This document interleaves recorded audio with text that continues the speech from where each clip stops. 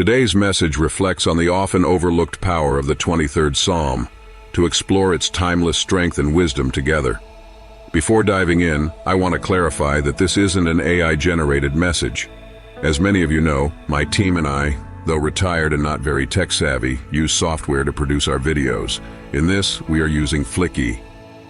We hope to add an affiliate link to Flicky under the video in case anyone would want to begin making videos themselves with the software. And according to YouTube rules, I just need to mention that if one chooses to purchase it to use for their own use, then I would be compensated for it. Now let's reflect on what makes the 23rd Psalm so powerful. This psalm carries profound meaning and offers deep spiritual comfort that many may not fully consider. Nowhere in Scripture is there a more reassuring illustration of the Lord's love for man. The 23rd Psalm is like the nightingale of the Psalms, small and unassuming, yet profoundly powerful. Its gentle words have brought more comfort to grieving hearts than all the world's philosophies. It has quieted dark thoughts, soothed the sorrowful, and inspired courage in the disappointed. From the sick and imprisoned to the lonely and dying, this psalm has brought healing, freedom, and peace. Its song will continue to carry comfort through the generations until time ends and it returns to God's eternal embrace. With that, let's begin by reading the glorious Psalm 23. The Lord is my shepherd, I shall not want. He maketh me to lie down in green pastures. He leadeth me beside the still waters. He restoreth my soul. He leadeth me in the paths of righteousness for his name's sake. Yea, though I walk through the valley of the shadow of death, I will fear no evil, for thou art with me. Thy rod and thy staff, they comfort me. Thou preparest a table before me in the presence of mine enemies. Thou anointest my head with oil. My cup runneth over. Surely goodness and mercy shall follow me all the days of my life, and I will dwell in the house of the Lord forever. What a powerful and comforting declaration. Throughout the Old Testament, there are many references to shepherds and their flocks. In the story of the patriarchs, in the book of Psalms, and in the prophets, the shepherd and his flock provide a basis of understanding of the relationship which existed between Jehovah and his chosen people. It is a profound image of guidance, care, and love. So it was that in speaking of Jehovah's concern for his people, David said, "The Lord is my shepherd, I shall not want." And in Isaiah we read, "The Lord shall lead his flock like a shepherd. He shall gather the lambs with his arms, and carry them in his bosom, and shall gently lead those that are with young." Isaiah 40:11. It's clear, our God is not distant but a tender guide. We can understand, therefore, why it was that when the Lord was in the world, he took up this representation, saying, "I am the good shepherd. The good shepherd giveth his life for the sheep, the shepherd who lays down his life for us, his flock." This is the heart of divine love. "But he that is an hireling, whose own the sheep are not, seeth the wolf coming, and fleeth, because he is an hireling and careth not for the sheep." In the dictionary, a hireling is a noun, and says it means a person who works only for pay, especially in a menial or boring job, with little or no concern for the value of the work. So in the word, a hireling are those who speak truth and do good, not from spiritual but mere natural affection, and think continually concerning a reward, as were represented by hireling in the Israelitish church, as in Exodus 12, Deuteronomy 24, and Malachi 35, etc. They are also mentioned among the poor, the needy, the strangers, the fatherless, and the widows. They also are called hirelings, who do not think of a reward in heaven, but in this world only, on account of their good actions. But these are infernal cares. They do not care for their sheep. And the Lord further says, "I am the good shepherd and know my sheep, and am known of mine." John 10:11-14. Again, nowhere in Scripture is there a more reassuring illustration of the Lord's love for man. It's a love that is constant, unwavering. Like sheep, which are dependent upon the shepherd, so man, whether he acknowledges it or not, is dependent upon the Lord.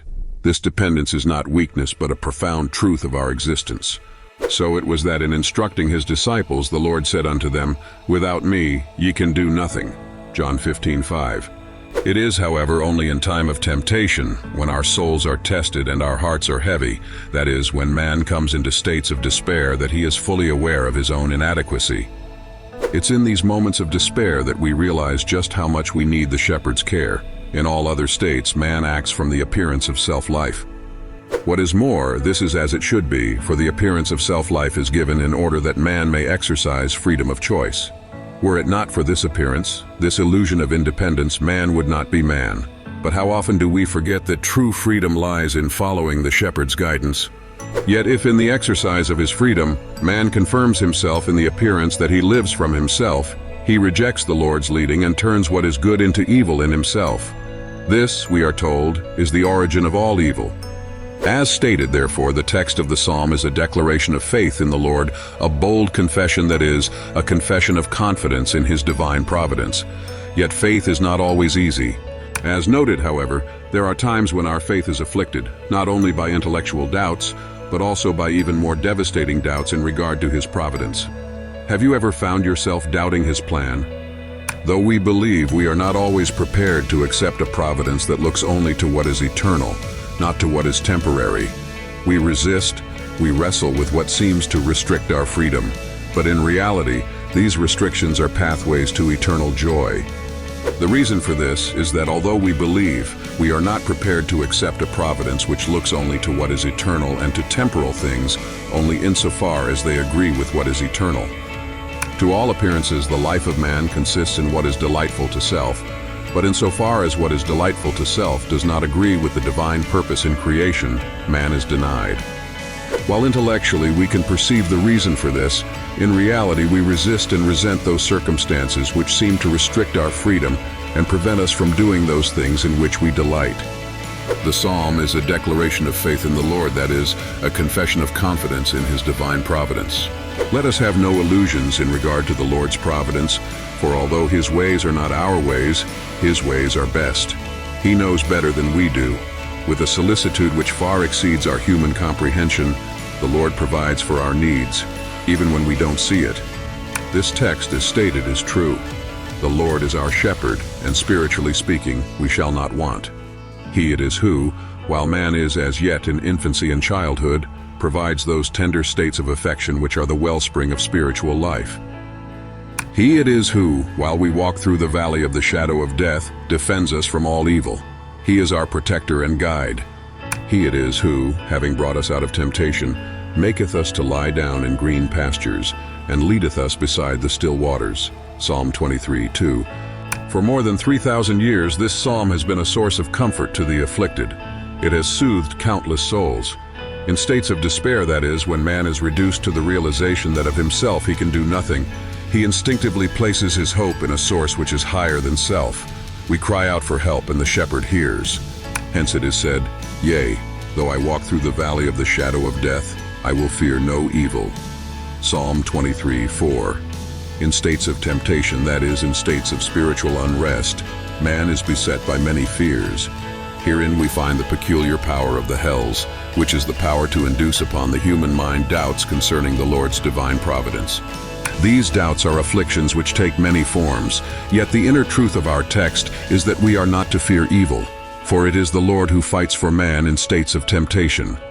As the psalmist said, "Thou art with me, thy rod and thy staff, they comfort me." The rod of the Lord is his word. He it is who comforts us. The staff of the Lord is his great power. So it was that on the eve of the crucifixion, when all seemed lost, the Lord addressed his disciples, saying, "I will not leave you comfortless, I will come to you." John 14:18. "For I will pray the Father, and he shall give you another comforter, that he may abide with you forever, even the Spirit of truth." John 14:17. "And he shall teach you all things." John 14:26. By the Spirit of truth is meant spiritual truth, which is the spiritual sense of the word. "Let not your heart be troubled, therefore, neither let it be afraid." John 14:27. And he has sent his Spirit of truth now to one of the greatest minds in history, who had the longest spiritual experience in recorded history, dictating the Lord's word, one verse at a time, to open the mysterious scriptures of correspondences and parables, which is now spreading around the world. He had said his words were spirit and they are life. Even the Apostle Paul said the letter killeth, the Spirit giveth life. See our previous and more upcoming videos about that. Truly the Lord has set a table before us, for it is he who nourishes man in all good. He invites us to come to his table, bringing no merit of our own, but simply a heart ready to receive. What is more, If man will come to his table, his cup will run over. For by a cup is signified the natural man with holy good or good of love, who in coming to the Lord's table is receptive of truth. A cup or cups is mentioned in many other passages in the Word that we will be making a video on also. Surely, if we do this, bringing no merit of our own, the Lord's goodness and mercy will indeed follow us in the doing of those goods which are of use, and as stated, we will dwell in the house of the Lord forever. Psalm 23:6. What a promise. So it is that the 23rd Psalm, which begins with a confession of confidence in the Lord's divine providence, ends with a declaration of purpose. Nowhere in Scripture is there to be found a more moving and comprehensive statement concerning the Lord's divine providence than in the 23rd Psalm. This psalm encapsulates the depth of the Lord's care and the beauty of his love. It is attributed to David, who as a youth tended his father's sheep in the hill country of Judea. It's more than poetry, it's a lifeline for our souls. But whoever the psalmist was, it is apparent that he knew from experience the nature of the relationship which exists between the shepherd and his flock. The beauty and inspiration of the psalm, however, is not only found in the sense of the letter, but also in those interior truths, spiritual meanings, to which it attests. To the natural man, therefore, the workings of the divine providence are as incredible as they are inscrutable. Yet the truth remains that whatever transpires is either of the Lord's will, of his good pleasure, of his leave, his telling us no, or of his permission. Friends, let us commit ourselves into his hands, rejecting the doubts and fears that challenge his providence. For even though we don't always understand, we can trust that he is in control. The truth remains. Not even a sparrow falls to the ground without the Father's permission, Matthew 10:29. So how much more does he care for you? Fear not, for you are of more value than many sparrows, Matthew 10:31. Thanks for watching. If you enjoyed this video, please consider liking, sharing, and subscribing for our upcoming videos. And feel free to watch our previous videos. Thanks again. Until next time.